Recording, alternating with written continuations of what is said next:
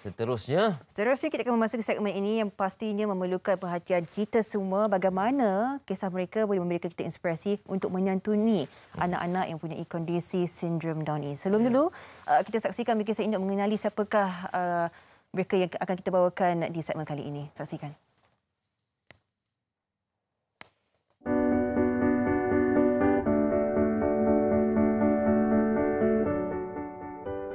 Baru-baru ini tular di media sosial mengenai satu kes penderaan yang berlaku kepada seorang kanak-kanak sindrom Down di sebuah rumah penjagaan.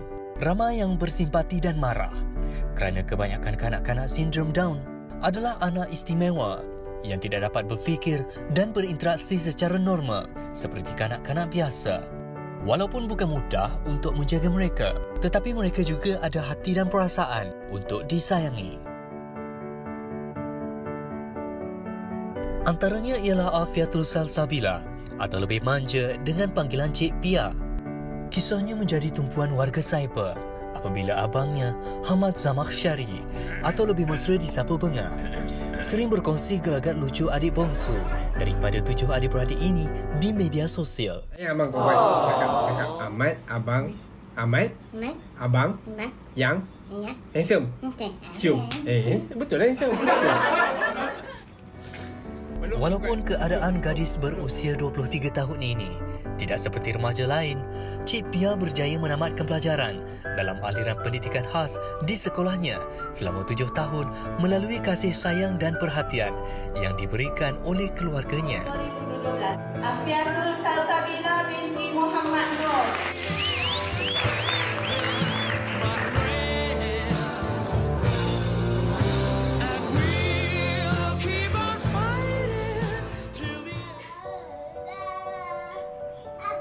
Manakala Zoe Iman Muhammad Asif Azam Khan atau lebih mesra dengan panggilan manjanya, Zoe, seorang kanak-kanak sindrom Down berusia 4 tahun. Selain itu, anak kedua daripada 3 adik-beradik ini juga menghidap penyakit jantung berlubang saat dia dilahirkan. Ketika usia Zoe baru mencecah 6 bulan, dia menjalani pembedahan untuk menutup lubang pada jantungnya dan dirawat di unit rawatan rapi pediatrik selama 28 hari. Ikuti perkongsian kisah mereka dalam menjaga dan menyantuni anak-anak sindrom Down bersama kami. Baik, itu sedikit latar belakang story mereka lah untuk dikongsikan. betul. Itu tidak menjadi halangan bagi mereka untuk menghabiskan pelajaran, juga mempunyai satu peluang untuk mungkin mempunyai satu kerjaya suatu hari nanti. Kan itu yang kita paparkan. Mereka istimewa, tetapi kita juga perlu memainkan peranan kita untuk menyantuni mereka. Untuk menyantuni dan untuk melihat potensi mereka. Bukan hanya melihat mereka sebagai golongan istimewa yang perlu dijaga, tetapi juga mencari apa kehebatan yang mereka ada untuk dikembangkan. Baik, kita nak bersama dengan 4 individu secara maya ni, package 2 keluarga. Yang pertama sekali adalah Puan Nur Sharina Sahar, ibu kepada Zoia Iman Mama Asif Azam Khan, yang bersedia di talian sekarang, dan satu lagi juga bersama dengan Encik Hamad Zamakhsyari, abangnya juga dikenali sebagai Bengah dan juga adiknya Afiatul Salsabila juga dikenali sebagai Cik Pia. Ya, yang ni 3 berasingkan negara. Apa khabar? Assalamualaikum semua. Selamat pagi. Waalaikumsalam. Selamat pagi. Kali pertama nampak Bengah dengan Cik Pia dalam skrin yang berbeza. Kita ada Ya. Cik Pia duduk dengan siapa sekarang? Dekat mana? Ahmad ada jumpa. Kalau tu cantik, baik ni kalau dan suka. Okey. Dia beda dengan cucuk. Dia juga bagi ke kucing. Ni ada yang ke mana bayar, kucing jadi bayar jadi sama. Jadi bayar jadi Bagi peluang kat dia, dia cerita. Okey. Baik. Bengah tolong kami fahamkan. Terjemahkan. Bengah translate. Stop abang translate. Ada lagi. Ahmad. Ada dah abang nak terangkan. Dia bagi tahu tadi, sepanjang tak jumpa ni dia pergi cucuk vaksin. Dia pergi rumah mak saudara ni. Padahal tak pergi pun. Dia Dia nak beritahu Bengah yang dia banyak aktiviti tanpa Bengah. Tahu banyak aktiviti okey. Sibuk buat Cik Bengah Tia. cemburu. Okey, Bagus adik dah cucuk. Bagus. Dia dah vaksin alhamdulillah. Dia Bagus. ni apa? Sakit tak? Dia berapa hari? Sakit tak? okey. Adik sakit Kita nak tak? tanyakan sikit jugalah kepada Puan Nur Syarina kan. Bagaimana setakat ni PKP duduk rumah semua ni dengan anak okey ke? Alhamdulillah okey. Sebab diorang pun jenis memang indoor. Jadi bukan masalah lah untuk diorang duduk. Tak nak pergi sekolah pula. Tadi Zoe ada kami nampak sebelum bersiaran tadi. Dia Dah ke pergi mana dia? tadi? Tidur. Oh tidur dah mengantuk. Okey. Dah pakai cantik tidur. Itulah dia dah cantik tidur comel. Okey. Mungkin kita nak mulakan perbincangan kita lah sedikit sebanyak untuk ramai tahu apakah cabarannya sebagai seorang ibu, sebagai seorang abang untuk menjaga anak juga adik ni dalam golongan yang istimewa. Hari demi hari lah mungkin sedikit sebanyak yang kita perlu tahu dalam penjagaan mereka ni. Ya. Kita mulakan dulu dengan Puan Nur Syarina. Okey, Assalamualaikum semua. Okey.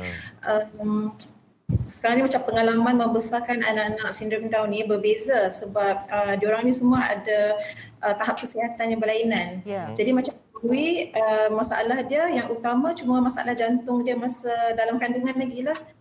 Jadi masa lepas dia operate tu, dia operate memang ambil masa jugalah nak pulih 28 hari kan dekat PCICU tu, dekat ICU kanak-kanak jantung tu.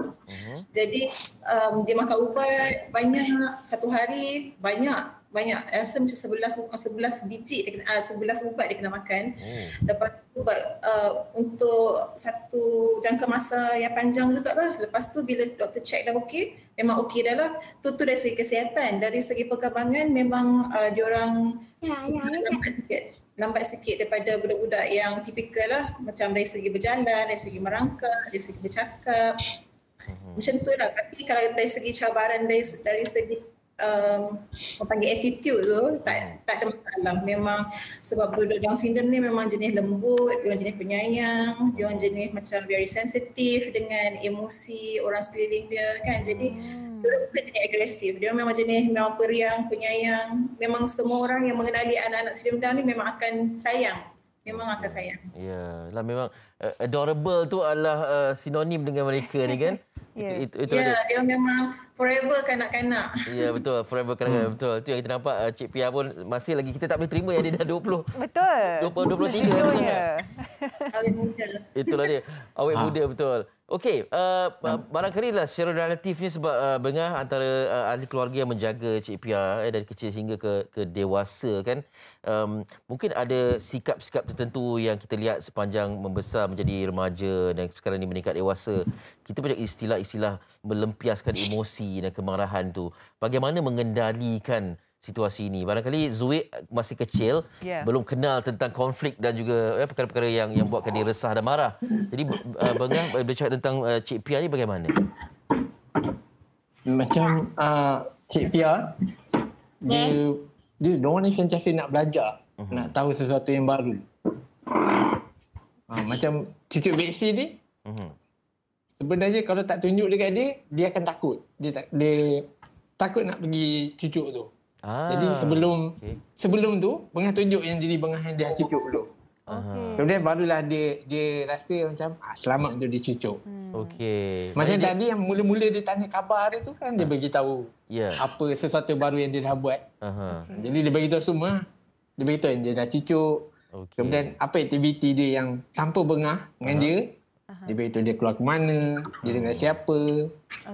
Okey. Ada tak cara okey, itu macam cara komunikasi macam seolah-olah macam kita kena tunjuk kepada dia apa yang dia bakal lalui dalam kehidupan dia. Macam tu. Diorang akan tiru. Dia akan tiru ya. Diorang akan cuba buat. Dengan dia sebutkan tadi kan. Ada sebutkan tadi bila dia curious, bila dia nak tahu tu kena tunjukkan dulu, kena explainkan kat dia, bagi penjelasan kat dia. Bila dalam keadaan yang mungkin dia susah nak faham, sedikit beremosi, bagaimana dengan menenangkan dia, mententeramkan emosi dia tu? Kita lah kena kuat, sabar. Nak explain kat dia, mungkin dia tak faham, mungkin dia akan cuba, orang akan try and error. Sampai diorang puas hati. Macam Puan Sherina cakap, diorang ni sensitif sangat. Sangat sensitif. Dari satu kalau cemburu, macam kalah boyfriend dengan girlfriend. Tapi dia secara fizikal dia akan menunjukkan tak kemarahan dia, macam contohnya ialah diorang akan tantrum. Diorang akan tantrum. Tapi tak ada sampai nak cederakan diri. Okey, tantrum yang macam mana? Bila kata marah tu macam mana mereka marah? Diorang macam provoke lah. Macam hempas barang, macam bercakap tengking, macam tengking kita, macam macam tu lah. Macam Bengah panggil dia kan.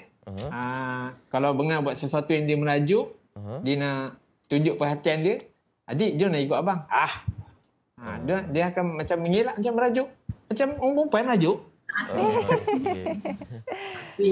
Tapi tidak bertindak agresif kan, sehingga mencederakan atau memudaratkan. Itu bergantung pada situasi.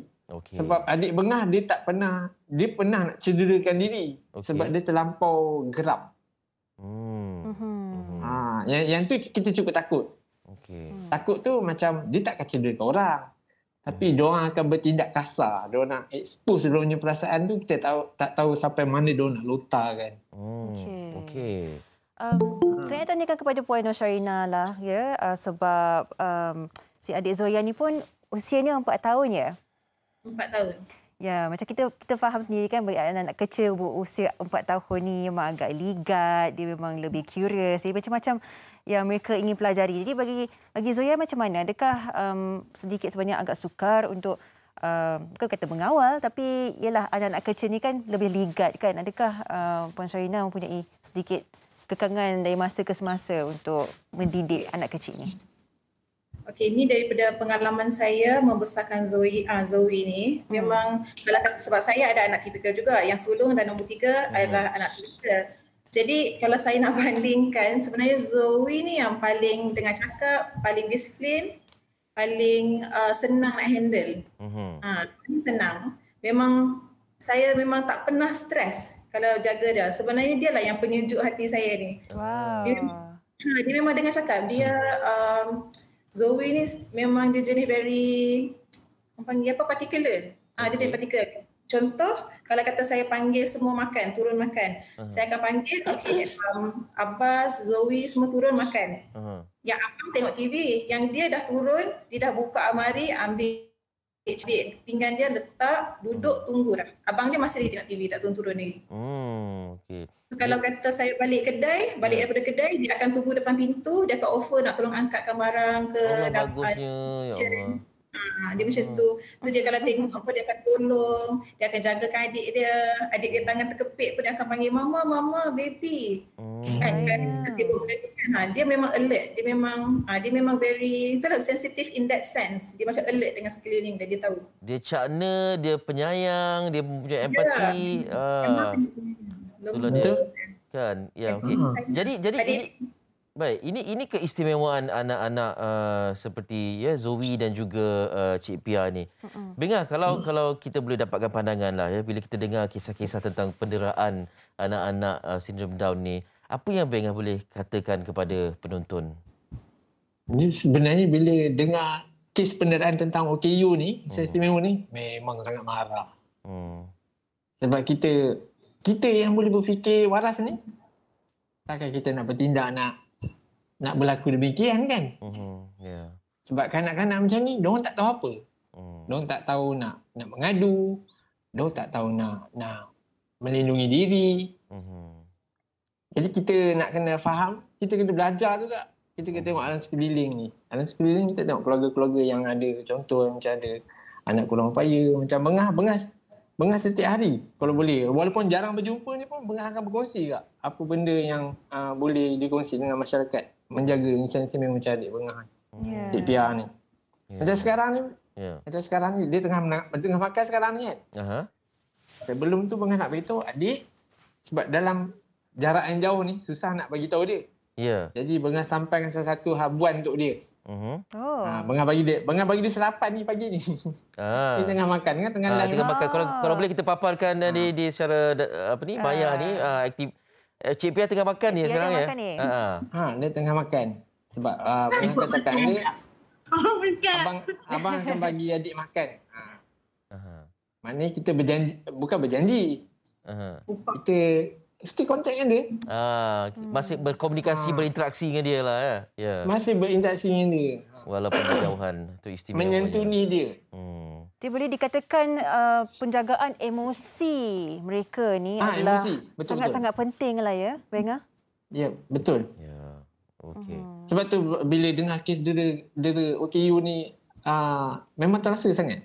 Ya. Betul. Ya. Pastinya. Jadi kalau ni kita kena prihatin lah. Okey. Peka dengan apa yang berlaku sekarang. Betul. Ya, kita yang mendengar pun terkesan apatah lagi anda yang memiliki ahli keluarga dalam kalangan sindrom Down ini. Pastinya kami nak bincang panjang, insya-Allah ada kesempatan kita jemput lagi ya, Puan Nur Syarina. Ya, semoga Zoe membesar dengan comel, dengan baik dan terus ceria dan menceriakan keluarga. Terima kasih. Ya, terima kasih banyak. Terima kasih juga ya. Terima kasih menjemput. Terima kasih Cik Pia. Tengok dia tengah makan lagi tu nampak. Cik Pia, bye. Cik Pia, bye. Dia tak bohong. Comel. Adik bye-bye cepat. Adik buat sini. Terima kasih semua. Adik buat love. Adik buat love. Dia buat. Alhamdulillah. Kita kacau dia makan. Terima kasih. Assalamualaikum semua. Jaga diri semua. Terima kasih. Terima kasih Kak Sherina. Assalamualaikum. Salam. Boleh kita